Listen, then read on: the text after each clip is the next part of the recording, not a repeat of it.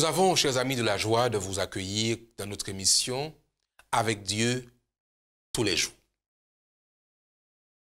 L'Église adventiste du 7e jour, parce qu'elle a compris l'importance du temps avec Dieu, prépare une série de réflexions quotidiennes pour nous accompagner dans ce temps avec notre Dieu.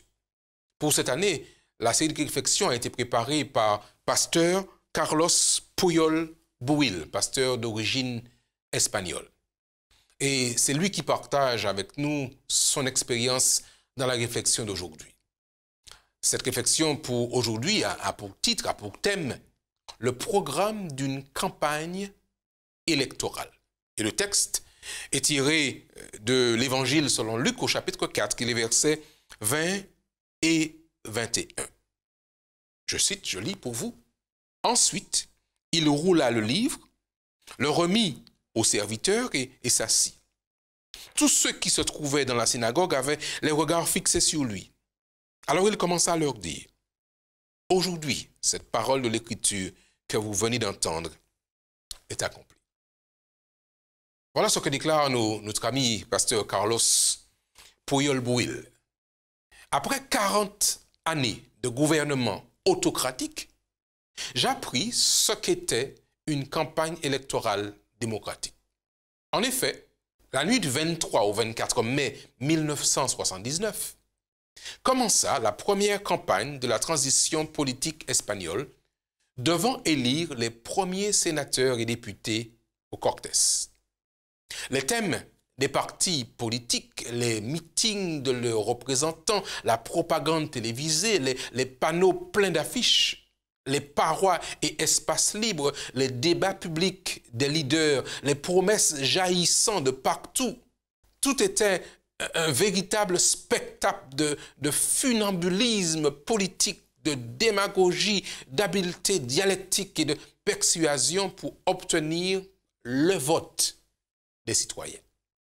On proposait, entre autres, à chaque époque, un plan d'emploi complet. La défense de l'environnement, le droit à une habitation digne, le dégrèvement de l'épargne familiale, le droit au libre choix d'un médecin et d'un centre de santé, l'exemption des impôts sur les pensions et un futur prometteur. Un parlement des représentants du peuple et un gouvernement de gestion des affaires publiques furent formés. Mais vint ensuite la réalité avec ses désillusions.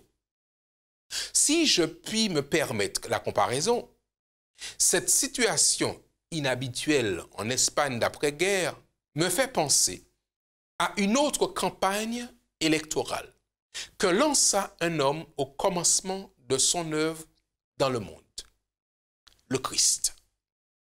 Lorsqu'il se présenta à ses concitoyens en tant que Messie dans la ville de Nazareth, où il avait grandi, il leur annonça ce qu'il allait faire.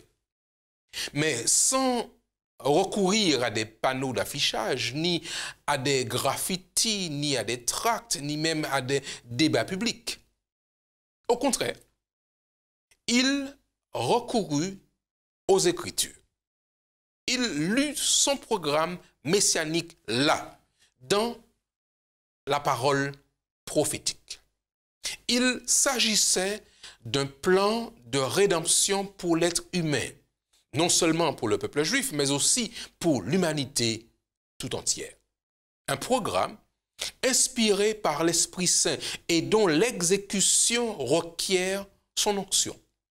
Un projet qui prétend offrir la solution aux réalités très graves de l'homme, c'est-à-dire la pauvreté, les misères, les deuils, les inégalités, la maladie de l'esprit, l'aveuglement spirituel par exemple, ou bien les chaînes de l'oppression, le manque de liberté. Tout un programme. Un plan spirituel qui, bien qu'ayant une incidence sur la vie sociale et politique des gens, ne poursuit pas d'intérêt matériel parce qu'il agit à l'intérieur de l'homme, dans son cœur.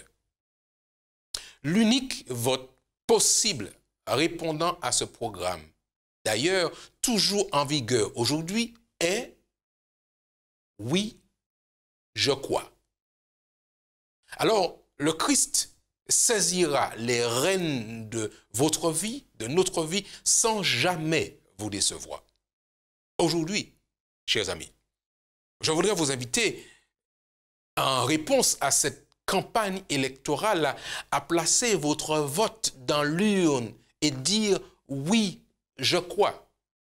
Et comme si cela ne suffisait pas, le verset de ce matin nous garantit que le Seigneur accomplit ses promesses. Voulez-vous lire avec moi ce texte? Luc au chapitre 4, versets 20 à 21. Ensuite, il roula le livre, le remit au serviteur et s'assit. Tous ceux qui se trouvaient dans la synagogue avaient les regards fixés sur lui. Alors il commença à leur dire, « Aujourd'hui, cette parole de l'Écriture que vous venez d'entendre est accomplie. » À vous qui nous regardez, chers amis, j'aimerais aussi pouvoir dire que cette parole de l'Écriture peut aussi s'accomplir dans votre vie. Il vous suffit tout simplement de dire « oui, je crois ». Il vous suffit tout simplement d'accepter que Jésus-Christ prenne le règne de votre vie, qu'il prenne les rênes de votre vie, afin que ce programme électoral se transforme dans une vie sous le contrôle du Seigneur. Nous allons prier maintenant et demander justement à Dieu de prendre le contrôle de notre vie, afin qu'il soit véritablement notre président, notre maître, notre Seigneur et celui qui contrôle chaque aspect de notre vie. Je voudrais vous inviter, là où vous êtes, à baisser la tête avec nous. Nous allons prier notre Dieu. Père Céleste, nous avons entendu ta campagne électorale, tes propositions. Et ce matin, avec nos amis qui nous regardent, nous voulons placer notre vote et dire « oui, nous croyons ». Oui, nous voulons te faire confiance afin que tu prennes le contrôle de notre vie. Marche avec nous chaque jour. Nous t'en prions, Père, au nom de Jésus.